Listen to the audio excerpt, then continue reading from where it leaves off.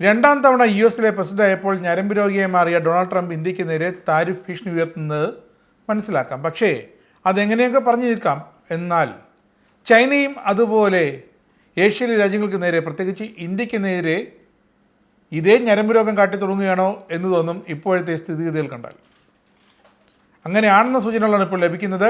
ട്രംപിനാകാമെങ്കിൽ C ജിൻപിങ്ങിനും ഒരു വ്യാപാര യുദ്ധമാകാം. എന്തുകൊണ്ടായിക്കൂടാ എന്നാണ് ഇപ്പോൾ ചൈനയുടെ ചോദ്യം. ചൈന ആ വഴിക്ക് കാര്യമായി ചിന്തിച്ചുകൊണ്ടിരിക്കുകയാണ്. യുദ്ധം ആരോടാണ്?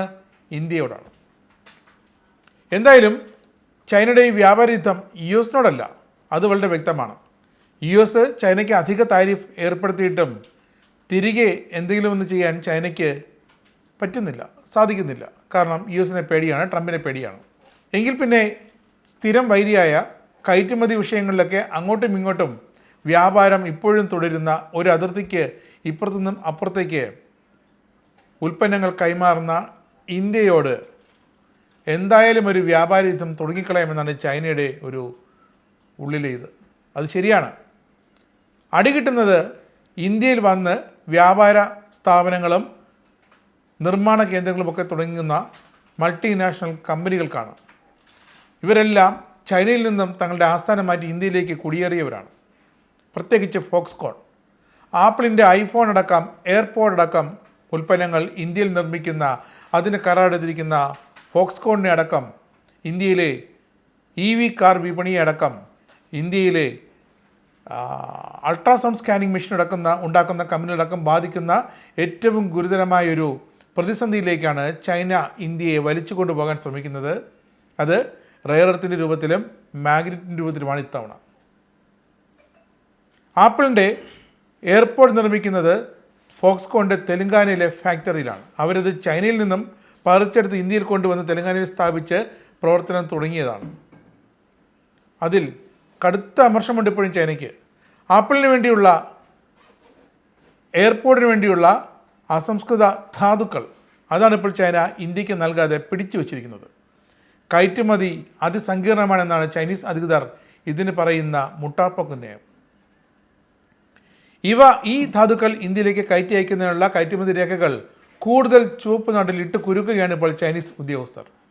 ഇതിന് ഒരു ഇളവ് വേണമെന്നും ഇക്കാര്യത്തിലൊരു തീരുമാനമുണ്ടാകണമെന്നും ആവശ്യപ്പെട്ടാണ് നമ്മുടെ വിദേശകാര്യമന്ത്രി S ജയശങ്കർ അടുത്തിടെ ചൈനയിൽ നടന്ന ഷാങ്ഹായ് കോപ്പറേഷൻ ഓർഗനൈസേഷൻ സമ്മേളനത്തിൽ ചെന്ന് ആവശ്യപ്പെട്ടത്. പരിശോധിക്കാമെന്ന് പറഞ്ഞ് തലകുലിക്കിയതല്ലാതെ ചൈനീസ് അധികൃതർ, ചൈനീസ് ഭരണകൂടത്തിലെ ഉന്നതർ മറുത്തൊന്നും പറഞ്ഞില്ല, മറുപടിയൊന്നും പറഞ്ഞതുമില്ല. തെലങ്കാനയിൽ ഇപ്പോൾ ഫോക്സ്കോൺ അവരുടെ നിർമ്മാണശാലയിൽ എയർപോർട്ട് ഉണ്ടാക്കാൻ ഉപയോഗിക്കുന്ന 2 റെയർ എർത്ത് ധാതുക്കൾ, അത് ചൈനയിൽ നിന്നുമാണ് വരുന്നത്. അത് ചൈനയുടെ മൊണോപ്പൊളിയാണ്. ഏതൊക്കെയാണ്? ന്യൂഡീനിയയും ഡിസ്പറോസയും. ഇതൊക്കെയാണ് എയർപോർട്ട് ഉണ്ടാക്കാൻ ഫോക്സ്കോണിൻ്റെ ഫാക്ടറിയിൽ ഉപയോഗിക്കുന്ന 2 അപൂർവ മൂലകങ്ങൾ. ചൈനീസ് മണ്ണിൽ മാത്രമാണ് ഇവ ലഭിക്കുക എന്നാണ് ഇതിൻ്റെ ആവശ്യം ഇത്ര സങ്കീർണമാക്കാനും കാരണം.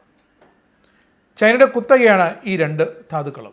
ഇവ കയറ്റി അയക്കാൻ പ്രത്യേക ലൈസൻസ് വേണം, അതിന് പേപ്പർ വർക്കുകൾ കൂടുതൽ വേണം എന്നൊക്കെയാണ് ഇപ്പോൾ ചൈനീസ് അധികൃതർ ഇന്ത്യയോട് ആവശ്യപ്പെടുന്നത്. അങ്ങനെ റെഡ് ടേപ്പിൽ കുരുക്കി ഫോക്സ്കോണിലുള്ള ആ കയറ്റുമതി ഇപ്പോൾ ചൈന താൽക്കാലികമായി തടഞ്ഞു വച്ചിരിക്കുന്നു. അത് വളരെ കുറച്ച് ധാതുക്കൾ മാത്രമാണ് ഈ അടുത്ത കാലത്ത് ഏപ്രിലിന് ശേഷം ചൈന ഇന്ത്യയിലേക്ക് കയറ്റുമതി ചെയ്തത്. അടുത്തത് ഇന്ത്യൻ വ്യവസായ മേഖലയ്ക്ക് വേണ്ട മാഗ്നറ്റ്, കാന്തം. അതും ചൈനയിൽ നിന്നുമാണ് വരേണ്ടത്. കാരണം ഇലക്ട്രിക് വാഹന നിർമ്മാണ കേന്ദ്രങ്ങൾ മുതൽ CT സ്കാൻ മെഷീൻ വരെ ഈ മാഗ്നറ്റുകൾ വ്യാപകമായി ഉപയോഗിച്ചാണ് അതിൻ്റെ പല യന്ത്രഭാഗങ്ങളും നിർമ്മിക്കുന്നത്.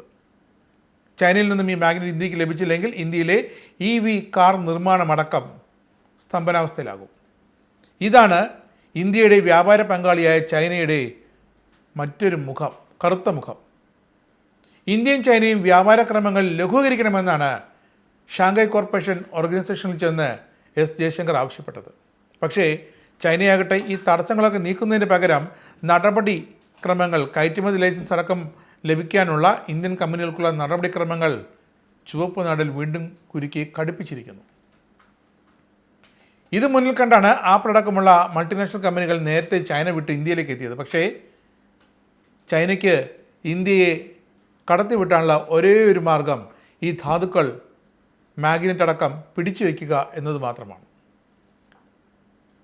ചൈന ഇതിപ്പോൾ തുടങ്ങിയതല്ല. കോവിഡ് സമയത്ത് ഇന്ത്യൻ മരുന്ന് വ്യവസായത്തിന് ചൈന ഒരു വലിയൊരു ഇടങ്കോലിട്ടിരുന്നു. മരുന്നുകൾ ഉണ്ടാക്കാനുള്ള ആക്റ്റീവ് ഫാർമസ്യൂട്ടിക്കൽ ഇൻഗ്രീഡിയൻസ് അവ ചൈനയിലാണ് വ്യാപകമായി ലഭിക്കുന്നത്.